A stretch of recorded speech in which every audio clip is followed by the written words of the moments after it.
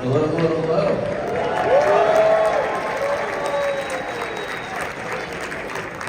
I will start this the way we start every podcast. Welcome back to the Compound Podcast. This is, I don't even know what episode, Tom's not here to tell me, but it's our third, I believe, Compound Live. So thank you for being here. Hope it's been a great CubsCon so far. Kyle, welcome to the podcast. Thank you. Excited. This podcast is brought to you by Parse Rum, our friends at Parsley. Go to Benny's, get your Parse. So, Tuck, we got drafted together, same time. We did. 2015, I'm take you on a journey. 2015, you're in high school. I'm in college. And in June, the Cubs did a pre-draft workout at Wrigley. Remember that pre-draft workout? I do. I was actually hitting out on the field. They were renovating the stadium, so they had all the bleachers and everything out on the outfield. So Yeah. that was the first. So the bleachers were all down on the field. Yeah. And there's guys working construction, like hats out there, whatever. We're hitting homers, guys are dodging stuff. And I mean, it was cold too. It was like June 1st. You remember that? Yeah. Like you were saying with the workers, I was like trying not to hit them. Yeah. I was like freaking out because if one's going to a play, I mean, they're doing a good job out there working and stuff. So that was a little nerve-wracking, but it was kind of cool just to, one, just be able to hit on the field, you know, at Big League Park, also kind of really get a hit on the field this one time. Yeah. No, it was awesome. And I remember my brother was living in the city, so I came and stayed with him. And it's like June 1st, and it's like 30 degrees in the morning. We're going, I'm like, what is this place? Yeah, it was great. This is crazy. Yeah, But it was really cool, and then you were too good, so you got picked 5th, and I fell with the Cubs and got picked 9th, which was great, so then I ended up here. But now you're back, and Dansby was in our class too, we were talking last night, so Dansby was the first pick, yeah. which he'll remind you of. And then you were the 5th pick, and I was the 9th pick, so it's kind of crazy that we're all back now playing for the Cubs, which is really cool.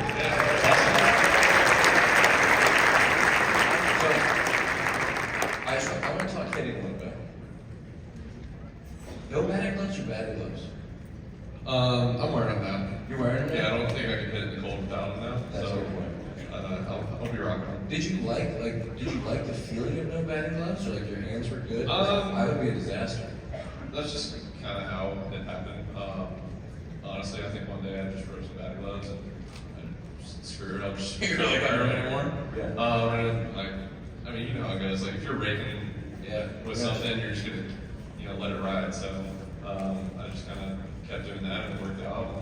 And, probably 2-ish years ago, I started kind of wearing them a little more consistently. Probably around the time they implemented the pitch clock, so it's kind of been a little easier for me. So yeah, it's kind of the transition of it. Are you like a change stuff if it's not working? Like things are going, don't get caught because you did a mid-game cleat change.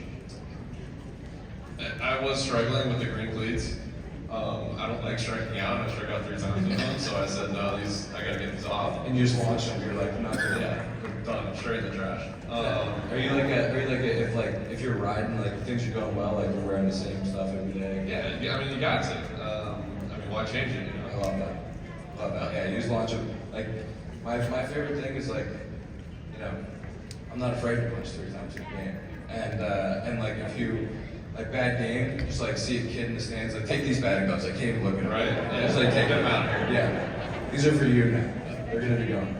I want to talk to you about, so obviously you had a great year last year, but kind of limited time. That's fine. The year before that, you lead the league in RBIs, 112.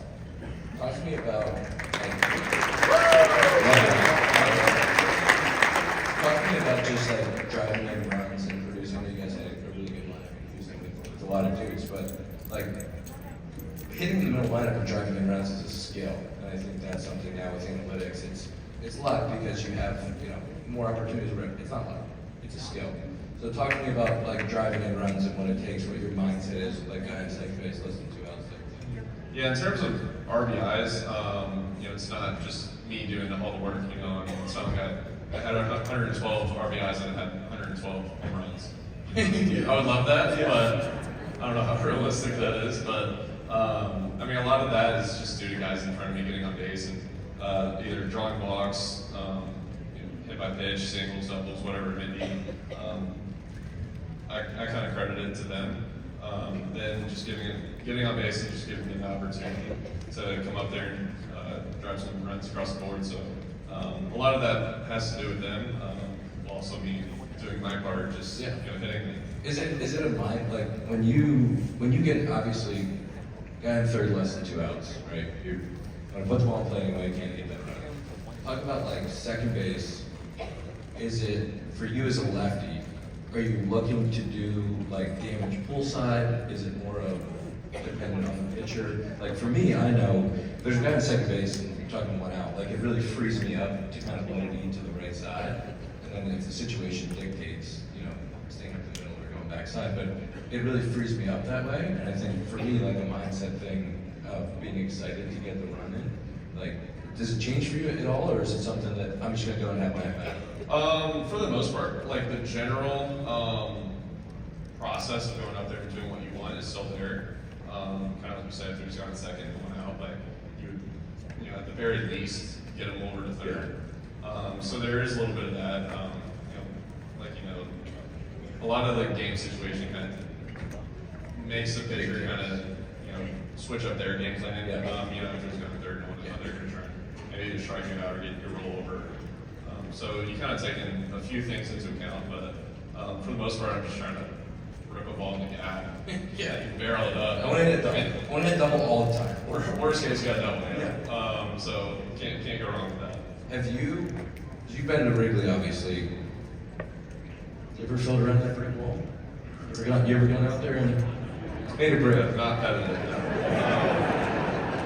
I haven't. Last year I didn't have the, opportunity to catch a ball running into it, which is nice. Stay away from that thing. We need you in the lineup every day. So it looks a lot better than it does running into it. Yeah. So, but it's a pretty cool, unique thing. Yeah, and it's awesome. And, the wind and the sun out there. You're gonna get sun for the last 3 innings. Everyday game. Testing glasses. It's gonna be right in your face.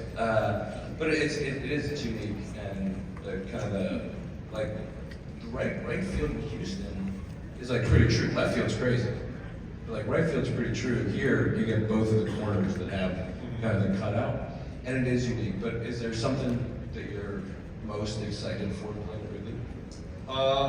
Last year it was pretty cool to come here, and obviously I was on the away side of things, but being able to just kind of experience playing at Wrigley and kind of in the neighborhood and seeing all the kids coming out to the games is pretty cool. So I'm excited to be on the home side of things now.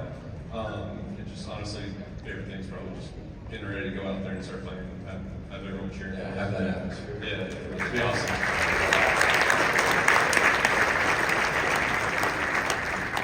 Yeah, I think that's the thing that makes it so special. We were talking about this yesterday. Is like on a Tuesday or like a Wednesday getaway at 120, and you're like, how are there 40,000 people here? Right. Don't people work? Yeah, that's right. The thing is, all the fans love their Cubs.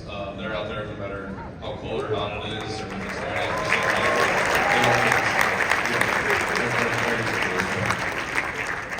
Talk about when you were coming up.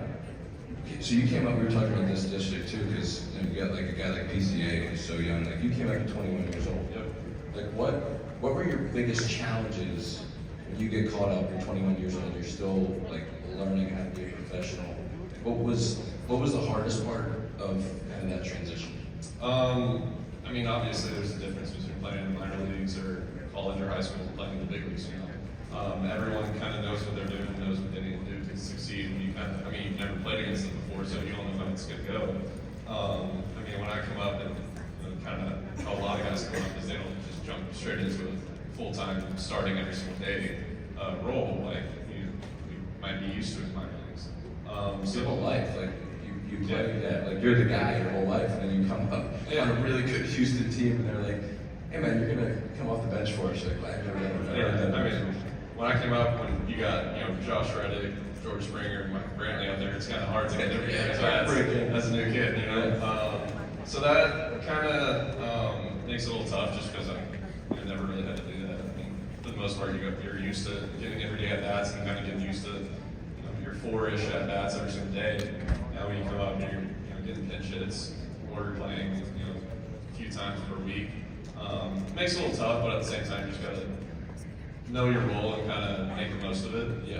Do what you can to help the team win. So, I mean, all the guys were great. They helped me out as much as they could. And I tried to learn as much as I could, but it's definitely a learning curve.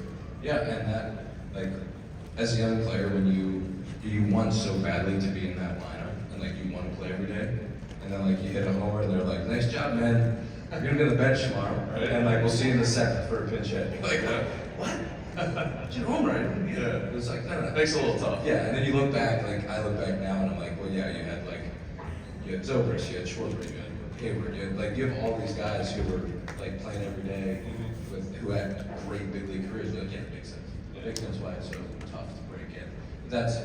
So what, like, who was your biggest mentor there in Houston? Who was somebody that like, really took you under? I mean, everyone was great towards me. Honestly, Michael Brantley kind of helped me out the most. Our lockers were always, right next to each other. He's from Florida as well, and I've seen him off season, a good amount. So he kind of helped me just with little things throughout my career up to the point where he retired. And even now he's still helps me out with things whenever I talk to him about it. So You raked. he did. Simple swing. Yeah. That swing, like, he's a dude that, like, you watch him hit and you're like, oh, like, I wish I could do that. Everything was so simple, so short. Like, Yeah, I mean, there's a reason why he had a 10+ year career. Yeah, So like, I wanna be that like- doesn't just happen. no, it's like, I want to be like that when I grow up. I know, right? Awesome. He's a special player in person. Well, thanks for coming on. Appreciate it. We're going to take a couple seconds break. We'll be right back. Thank you guys.